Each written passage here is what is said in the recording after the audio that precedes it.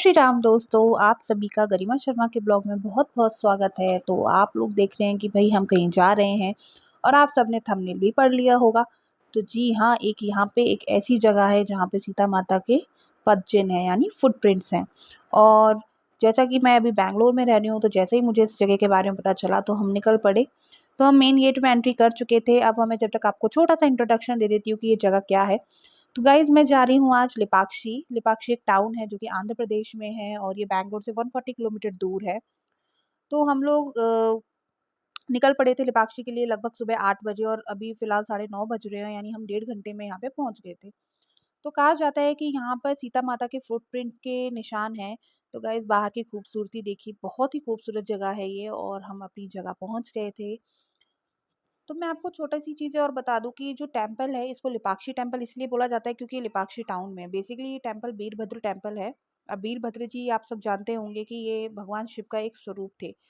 तो यहाँ पे अभी 21 जनवरी को क्या हुआ था, नरेंद्र मोदी जी भी आए थे, इसलिए साइड में हवाई पट्टी भी बनी हुई है और 22 को राम लला जी का मंदिर की स्थापना हुई थी।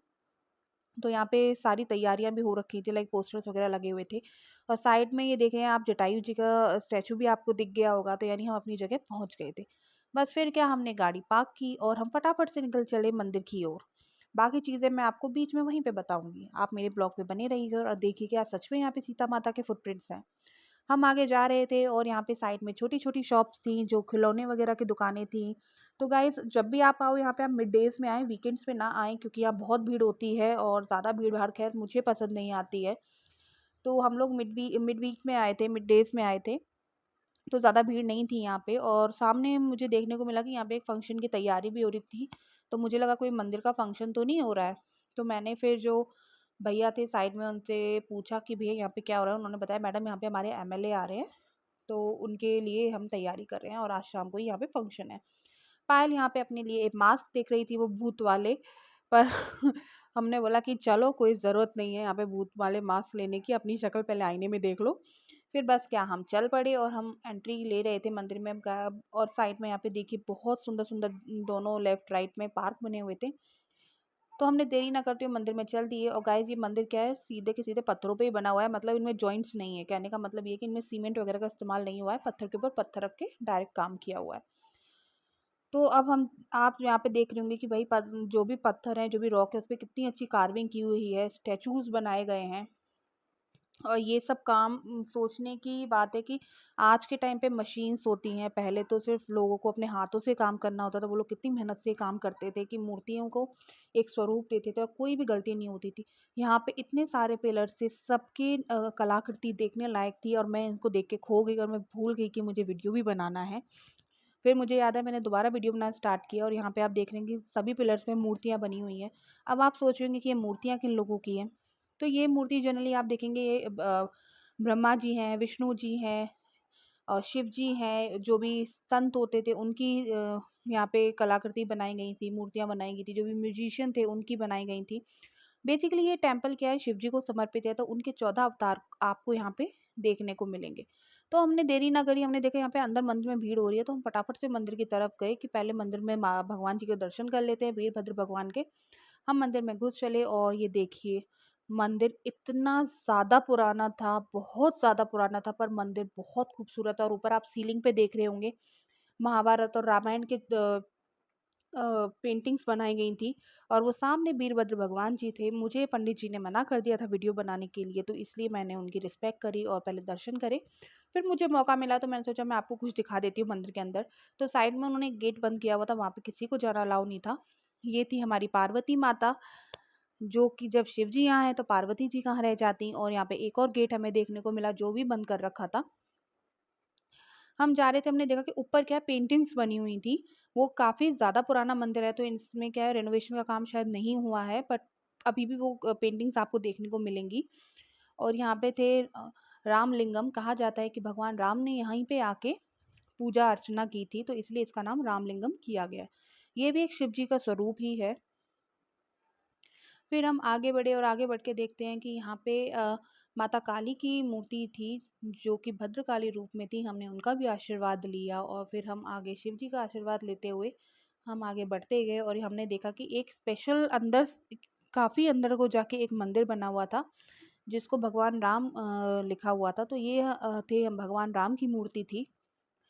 मैं अंदर तक गई और मैंने इनका आशीर्वाद लिया और फिर मैं बाहर चली आई, क्योंकि लोग बाग बहुत भीड़ हो रही थी। तो गाइज़ यहाँ पे इस मंदिर की एक ख़ासियत है कि यहाँ पे एक ऐसा पिलर है जो हवा में लटका हुआ है। जी हाँ, यहाँ पे आप देख रहे होंगे कि लोग क्या कर रहे हैं। तो दरअसल क्या होता है, यहाँ पे एक मान्यता है कि आप घर से कोई भी दुपट्टा या नया कपड़ा लेकर आइए और उसको इस पिलर के नीचे से निकाल के लेके जाइए। तो आप इसको घर पे रखेंगे, आपके घर में धन संपत्ति सुख बना रहेगा। तो हमने भी ऐसा किया, फिर हम यहाँ पे देखने लगे और आप देख रहे होंगे मंदिर बहुत ज़्यादा पुराना है।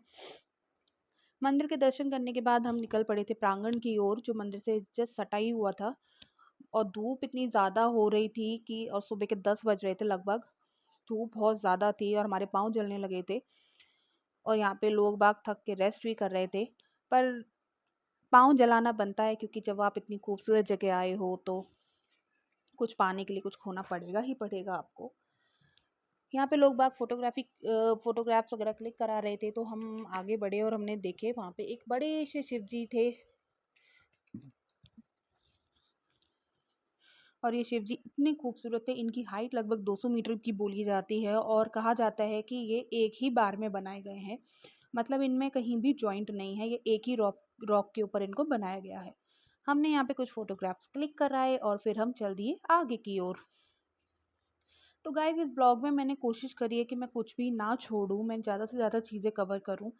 तो बेसिकली जो ये टेम्पल है वो 16th सेंचुरी में बनाया गया और ये 2 भाइयों ने बनाया था, जो कि गवर्नर हुआ करते थे विजयनगर एम्पायर के, जिनका नाम कहा जाता था वीरन्ना और वीरूपन्ना नायक था।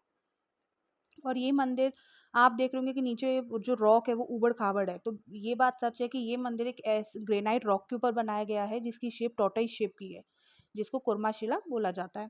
अब हम देखने लगे, यहाँ पे साइड में बहुत ज़्यादा भीड़ हो रही थी और लोग बाग पिक्चर क्लिक कर रहे थे, तो हमारे पास इतना पेशेंस नहीं था भाई धूप में हम खड़े रहें और हम अपनी बारी का इंतज़ार करें।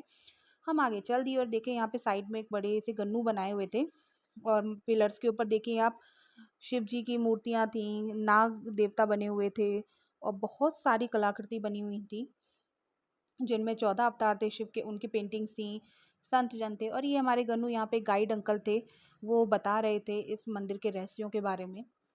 पर हमारे पास इतना टाइम नहीं था, क्योंकि हमें शाम तक घर भी पहुँचना था। फटाफट हम निकले इस जगह से और हम अपनी मेन जगह पहुँचे। जी हाँ, हम जिस चीज़ के लिए यहाँ पर आए हैं, हम उसकी तरफ बढ़ने लगे।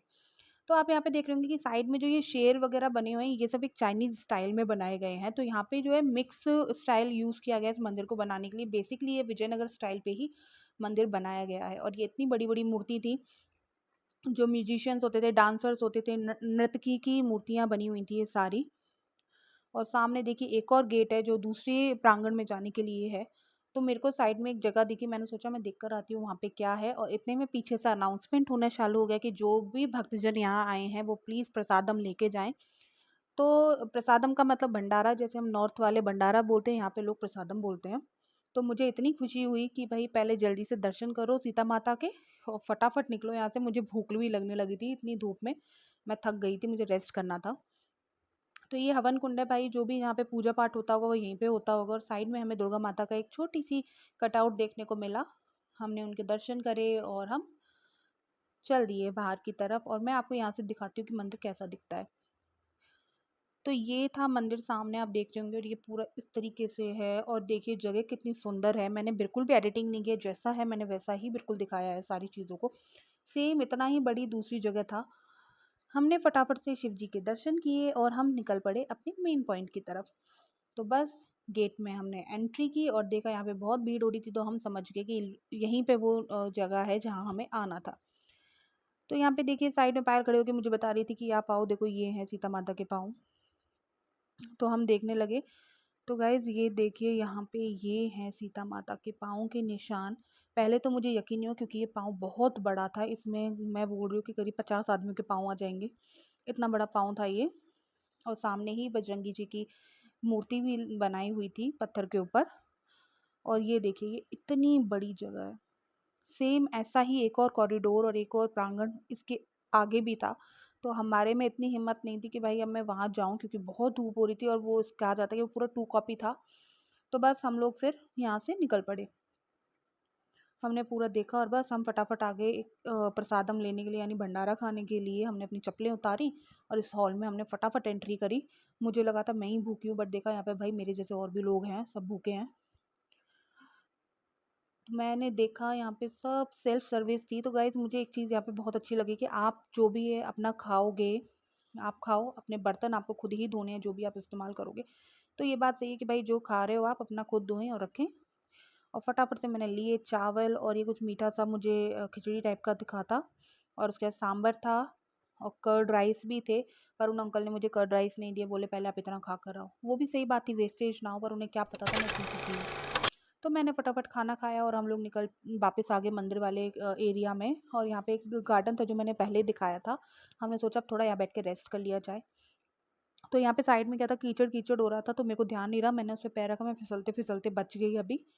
तो फिर मैं थोड़ा आगे जाके देखा, वहाँ पे कुछ बेंचेस डली हुई थी। हमने सोचा अब थोड़ा रेस्ट किया जाए, फिर उसके बाद हम आगे चलेंगे। तो अब आते हैं मेन पॉइंट पे कि भाई हम यहाँ जटायु जी यहाँ क्या कर रहे हैं। तो मैं आपको उनकी स्टोरी सुना देती हूँ जब तक। तो वाल्मीकि रामायण के अनुसार कहा जाता है कि यह वह स्थान है जहाँ पे राम जी मरते हुए जटायु से मिले थे, और तेलुगु में उन्होंने कहा था ले पक्षी या उठो हे पक्षी बोलकर उन्हें मोक्ष प्राप्त करने में मदद की थी। तो जटायु जी ने रावण के साथ युद्ध किया था सीता माता को बचाने के लिए, पर वो बचा नहीं पाए थे। तब सीता माता के फुटप्रिंट्स यहाँ पर आए, उन्होंने बताने के लिए कि मैं यहाँ पर आई थी, और उनको इस रॉक के ऊपर जटायु जी मिले थे। तो गाइज हम 1 किलोमीटर लगभग चलकर आ गए थे, बाद में पता चला कि इसका गेट दूसरी साइड है। हम वापस जाने लगे और भाई इतनी धूप हो रही थी, इतनी धूप हो रही थी कि हालत बहुत ज़्यादा ख़राब हो गई थी। तो मैं तो ये बोलूँगी कि आप जब भी लोग बाग यहाँ घूमने आए, आप कहीं भी जा रहे हो, तो अपना खाने पीने का सामान ज़रूर लेकर जाएं, क्योंकि एक तो यहाँ पे लिमिटेड चीज़ें मिलती हैं और हद से ज़्यादा महंगे रेट भी लेते हैं। इवन वो फ्रीजिंग के भी 5 से 10 रुपये एक्स्ट्रा चार्ज करते हैं। तो अब हम चल के आ चुके थे दूसरे गेट में और हमने एंट्री की, और यहाँ पे भी आपको देखने को मिल गया होगा इस बोर्ड के ऊपर एक फुटप्रिंट ऑफ व्यू पॉइंट का निशान। तो उससे पहले मेरे हस्बैंड, हमारी गाड़ी दूर खड़ी थी तो वो लेने गए थे, तो हमने सोचा हम उनका वेट करते हैं जब तक हम हैंडीक्राफ्ट वाले सेक्शन को देख लेते हैं। मैंने सोचा आपको दिखाऊं, देखो ये कैसा गार्डन है, और वो साइड में रॉक थी जिनके ऊपर जटायु जी थे। हम बस घुस पड़े लेपाक्षी हैंडीक्राफ्ट के एरिया में। और यहाँ पे मैंने जाते ही सबसे पहले तो देखा कि भाई मुझे वो गाड़ी देखने को मिली जो लकड़ी की बनी होती थी, जिससे हम चलना सीखते थे। और यहाँ पे सारी चीज़ें लकड़ी की बनी हुई थी, की चेन वगैरह, और ये आंवला शिकाकाई पाउडर हैंडमेड मिल रहा था आपको। यहाँ पे ये की होल्डर्स भी मिल जाएंगे, और बहुत सारी चीज़ें थी। और ये बच्चों के खिलौने थे, छोटे छोटे टॉयज़ थे जो सब लकड़ी के बने हुए थे विंड चार्म से। और मुझे ये गन्नू बहुत पसंद आए, मैंने फटाफट जाके देखे कि भाई ये गन्नू, क्योंकि मुझे गन्नू पता नहीं क्यों बहुत अच्छे लगते हैं। मैं गई और मैंने देखा कि यहाँ पे गन्नू थे जो नारियल के जो ऊपर का एरिया रहता है नारियल से बने हुए थे।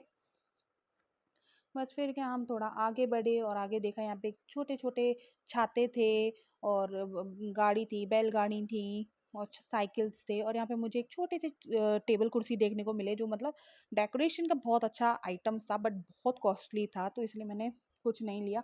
और मुझे यहाँ पे बचपन में जो गेम खेलते थे जीरो कट्टा, वो भी देखने को मिला। भाई मैं तो जीरो कट्टा बोलती हूँ, आप पता नहीं क्या बोलते हैं। तो बस मतलब सारी चीज़ें सब हैंडीक्राफ्ट की बहुत अच्छी थी, पर बहुत ज़्यादा महंगी थी, तो मैंने लेना अवॉइड करा। और मुझे एक सेक्शन और दिखा जिसमें कुछ साड़ियाँ थी, मैंने उनको देखा। तो उनको देखने के बाद मैंने मतलब कुछ साड़ियाँ बिक भी चुकी थी, थोड़ी सी ही थी बट अच्छी थी, बट काफ़ी कॉस्टली थी, तो मैंने अवॉइड करा लेना। फिर उसके बाद मैंने देखा कि ये भाई स्टोरेज बॉक्स जैसा कुछ भी है, जिसका रेट तकरीबन कुछ 200 रुपये लिखा हुआ था। मैंने उसको भी छोड़ दिया, मैंने रहने दो भाई। और ये हमें एक डांसिंग आंटी मिली जो बहुत अच्छे से डांस कर रही थी, ये मिट्टी की बनी हुई थी। और यहाँ पे एक टेब लैम्प भी दिखा, और बहुत सारी चीज़ें थी, ये भी मेरे को बहुत अच्छी लगी, क्यूट से कपल भी। बट इनका रेट भी 450 लिखा हुआ था, तो मैंने बोला भाई रहने दो।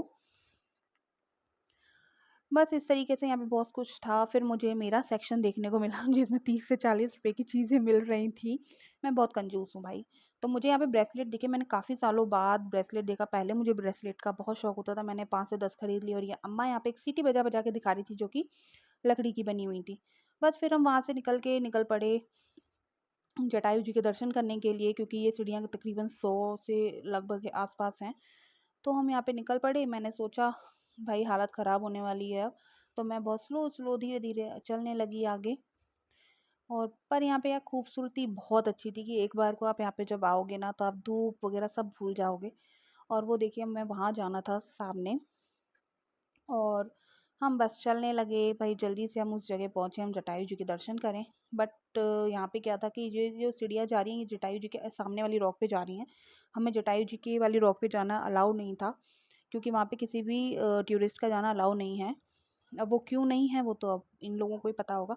ये देखिए भाई साहब, बड़ी गजब की जगह है, बहुत सुंदर जगह लग रही थी एकदम टॉप से आप। और वो देखिए वो सामने मंदिर है, मैंने ज़ूम करके दिखाया, हम वहाँ से चल कर आए थे इतनी दूर धूप में। बस ये रहे जटायु जी जहाँ पे उनकी मृत्यु हुई थी।